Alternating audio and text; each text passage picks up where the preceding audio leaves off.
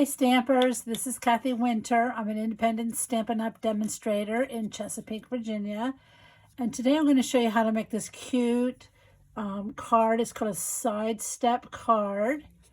And I made this using the Frightfully Cute stamp set that's in the July to December 2021 mini catalog from Stampin' Up! And it has a set of coordinating dies. So these are the products I used to make this card. And I also used some of the the Cute Halloween designer series paper. I cut out these tombstones from that pattern. And I have 11 other cards and a little sweet treat project to show you if you stay till the end. I used this paper on my card. But I made a bunch of cards using this paper and this stamp set. So if you stay till the end of the video, or just fast forward to the end to see the other projects. But I had quite a few people ask me how to make this card. And I'll just start off by saying that I did use the stamps to stamp the moon and the witch. And I cut the witch out with my scissors. I fussy cut it. The moon does have a die in the set that cuts it out. The trees were cut out with the dies. I hand cut the tombstones. The fence I cut out with the dies and glued them together. It only makes one little section. The kitty is stamped. The owl's a die in the die set. And then this set has some cute little sayings, and I just put a little scallop circle mat behind it and some gold ribbon, of course, that designer series paper. But it's really got kind of a fun kind of card that you could create any kind of scene with it. And let me get you started showing you how to do that. So you're going to need your paper trimmer. So bring in my paper trimmer and a half a sheet of cardstock, which is 5.5 by 8.5. And we're going to put the 5.5 into the paper trimmer at 2 inches. Now you can, I looked online and there's lots of different ways you can do this. This is where we're getting our 2 inches here for this part. But if you wanted this bigger, then you would just slide your card in further. But I'm going to show you how to make this one. So we're going to slide this into 2 with the 8.5 going up and down and the 5.5 going sideways. Now on the Stampin' Up! Paper trimmer, you have your black cutting blade and your lighter color scoring blade. But on this clear arm here are numbers, are measurements. So we're going to come over here to 2 1/4. So right here is the 2 1/4, and on my cutter is like a line. So that shows me where my blade is. So I am going to cut from 2 1/4 to 7 1/4. So that's my cut. And that's the only cutting we're going to do.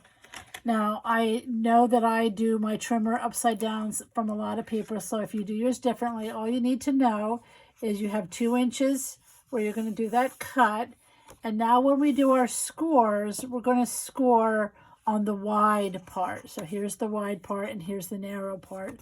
We're going to score on the wide part up into this score line. All right, so you can see that it's closer, the cut is closer to this edge than it is to this edge. So this is 1 1/4. So I'm going to put it back in at 1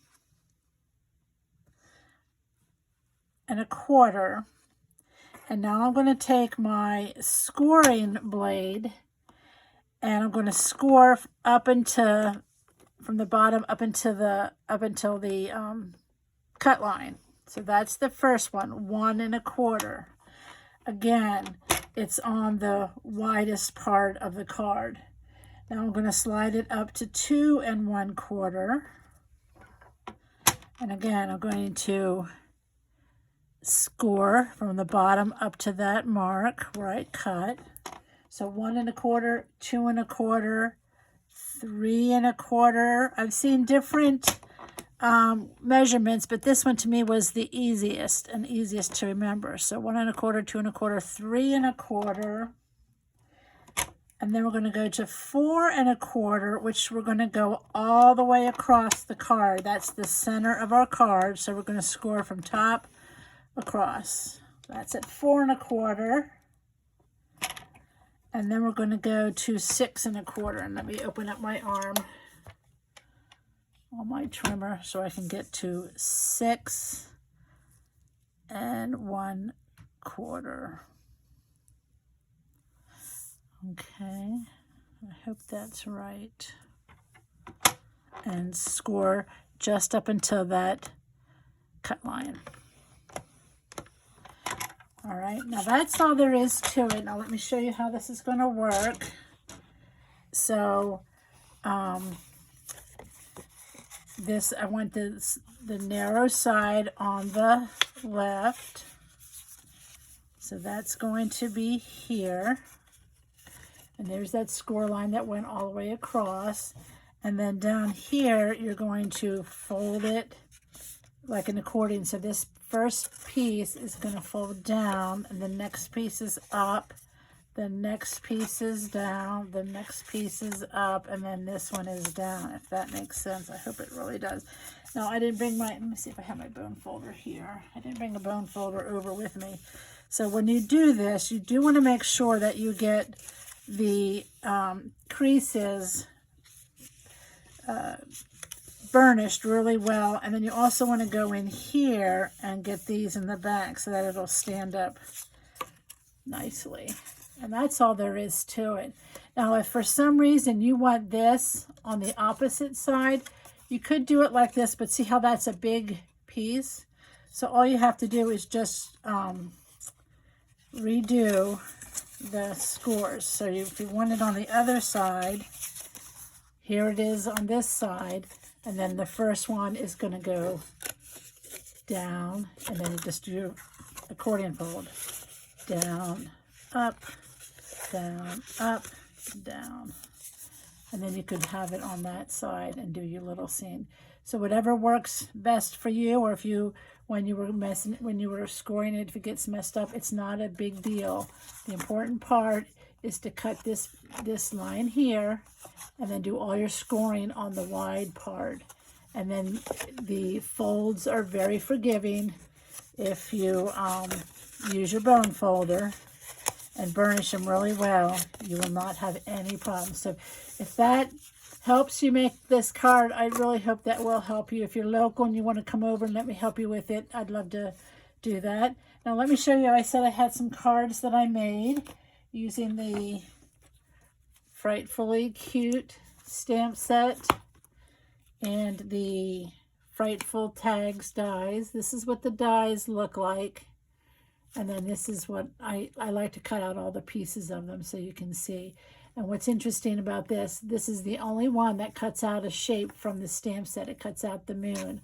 All the others are just like accent pieces to add to your card. So you have your web, your owl, there's the fence. I glued the fence together to make longer ones, the star, nice labels, and a little witch's hat.